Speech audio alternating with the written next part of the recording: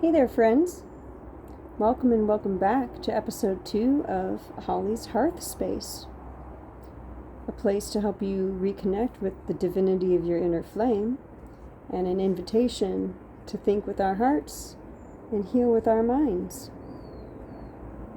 In the last episode, I talked about kind of an intro to why I'm here, to give back to the community with my insights about how pain is an opportunity to, rather than constrict us and repress us into these narrow boxes of limiting beliefs, how pain can actually be an opportunity to expand our awareness of ourselves and how we've come to be where we are and what motivates us and what drives us, the deeper beliefs that drive our own behaviors, and who we pick and how we define and operate our lives.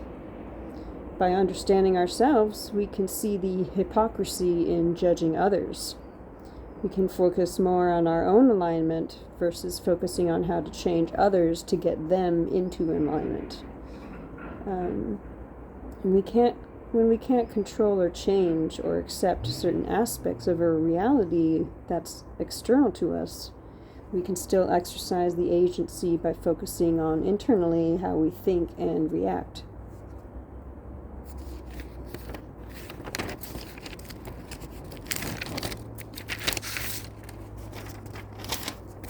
Got my notes here, pardon me. With this, the more we seek to understand the true patterns that we've been repeating, when we are honest with ourselves about how we've gotten to where we are, the better we can discern whether what we're interacting with needs to be disconnected from, or whether we need to instead reorient our own expectations and beliefs within those interactions. By doing this, we can build agency and self-trust in our own lives, which is necessary in order to be a compassionate human being and to understand what feels right and what feels wrong in terms of our own decisions and how we navigate the complexities of our situations. What I'd like to talk about in this second episode is the name of the channel, Holly's Hearth, Hearth. And why do I choose the word hearth as a symbol for this channel? Well, first of all, I hope many people might already know that a hearth is basically what we would call in modern day a fireplace. So it's pretty much where the fire inside the home was kept to cook food and to warm, the square footage of the area, and a place to gather and to be cozy and to have family interaction. After moving many times in my life and after living out of a van for 5 years and out of a tent while doing conservation work out of my state, one learns that houses are really a false hologram of security. They really don't offer anything more than what you yourself are inside of your own body, and that you can become your own home the more you get to know yourself, regardless of your external reality and where you are on this planet, or where you are in your region, or what you're surrounded by, whether they're walls or whether they're the framework of a car, or whether it's a cardboard box, or whether it's just nature itself. Anywhere you are becomes your home, because wherever you are, you're home. And that's why I kind of choose this term hearth to symbolize how we can always return to ourselves no matter where we're at, as a centering ground. The more we get to know ourselves, the more we can feel safe with who we are and what we know to be true about ourselves, and the more we can reflect on what feels right in terms of our values and our integrity and what we feel is actually true about this world that we interact with. So I Googled hearth meaning symbolism, And the Google AI overview provided me with such, in quotations: the hearth symbolizes the heart of the home, warmth, family, safety, and sustenance, serving as a central gathering place for stories, meals, and connection.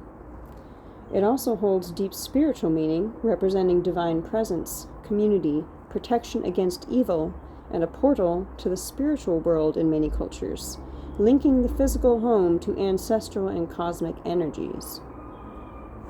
End quote. It then goes on into detail the core meanings of the word hearth and the symbolism of hearth are home and family, belonging, unity, and domestic life, warmth and nourishment in terms of heat, food, emotional warmth and care, safety and security in terms of refuge, comfort, and protection, spiritual and cultural significance for hearth includes divine connection in regards to prayer, reflection, offerings, and ancestral and deity connections. It's connected to ritual magic in terms of rituals, cleansings, and blessings. It is referred to as the cosmic center point, with flames symbolizing life, for fertility, and the gateway between worlds. Hearths also spiritually represent social order in that they are a place to gather stories, traditions, and social mores and norms to share with other family members and society members. And the modern symbology of hearth includes authenticity, mindfulness, transmutation, reflection, grounding, and family and heritage. I thought this was interesting in the way that we can perceive our own inner hearth as also fulfilling these roles. As such, our inner hearth can be the heart of our home, meaning the center of our body. We carry it with us wherever we go. We can tap into it whenever we need to. We can access ourselves no matter what else is going on around us. We can become our best friends, our greatest allies, and our greatest mentors and supporters if we know how to tap into our own support for ourselves. We can provide warmth for ourselves, safety for ourselves, and sustenance for ourselves in times of depletion. We can serve as our own gathering place for stories and connection to ourselves. By connecting to our center, we can connect to our divine presence. We can protect ourselves against evil by creating in ourselves a sacred space that shields against negativity and against influence and infiltration. And we can also externalize our center to be a portal to the spiritual world in the way that we connect with the divine. We can belong to ourselves and become our own home. We can nourish ourselves and create warmth for ourselves by retreating to a safe space that we know will understand and listen to us. We can create this safety and security knowing that we are our best allies and that we will not betray ourselves, that we will not deceive ourselves. The more we get to know who we truly are, what we truly want to be, and who we're truly trying to portray ourselves as in this world, versus masking, versus people-pleasing, versus portraying a role that we think others need to see us be in, to be liked or respected or successful. The more you know who you are, the more you're safe getting inside of yourself and feeling protected there. And the more you can radiate warmth and values and be your own center point. So all of these things, and you create rituals for yourselves in terms of your self-care and how you connect to yourself and how you embody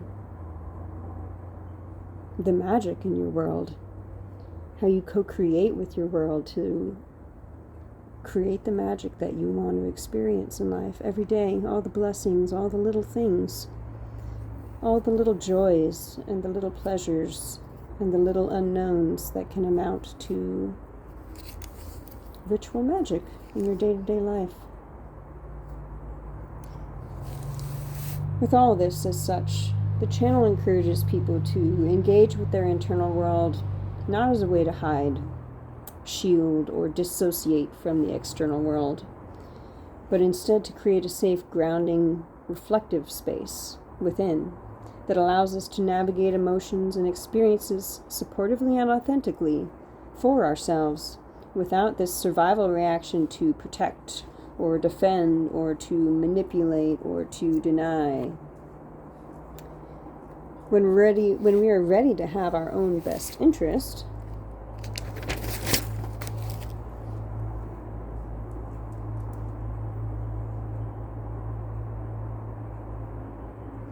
we become more willing to face the realities of ourselves and others and our situations. When we feel cast out, destabilized, cut off from that which no longer aligns with our greatest good, we're more willing to face these realities. We're more willing to learn about what truly occurred back there. And it's easier to notice and acknowledge and act accordingly based on this emotional knowledge that we didn't have before. It's easier to navigate difficult dynamics when we can reference a strong internal compass to know what aligns with our values and our best interest overall. It's easier to establish a flow state where we can instantly calibrate and hold a desired baseline frequency regardless of internal or external influences. And it's easier to extricate ourselves from the projected or absorbed emotions of others and establish healthy boundaries around emotional responsibility when we truly understand what our own emotional baseline is and our triggers and our motivations. So in all, the hearth represents a warm, inclusive space for us to return to self-awareness of why we are who we are, to rediscover our central disposition, the baseline frequency we had before birth, life, conditioning, and trauma, to redesign our sacred safe space, not to be self-degrading or fear-mongering or self-pitying, but to be useful and beneficial for our growth and our expansion. To reunite with collective consciousness, to see others in ourselves and ourselves in others. To reinvite gratitude and wonder, even for the small, mundane, or expected. To reignite our internal flames, always present and smoldering. To reconnect with divine source that is within and encompassing everything. As you create your internal sacred space, your internal hearth space, your central hearth, let me know in the comments what it looks like. What kind of room or space is your hearth in? Does it have a mantle? What is on the mantle? Are there decorations? Are there knickknacks? Is there dried vegetation? Are there candles? It doesn't even need to be a so-called fireplace or hearth either. Perhaps it's a torch in a dark passageway, or a cozy campfire, or a bonfire fit for Dionysus. What is your flame like? You may notice the visual concept of your inner flame morph and change over time as you get to know yourself better and readjust your baseline. Let me know in the comments. And again, thank you for joining me on this second episode of Holly's Hearth Space. Stay cozy and stay lit, my friends. Till next time.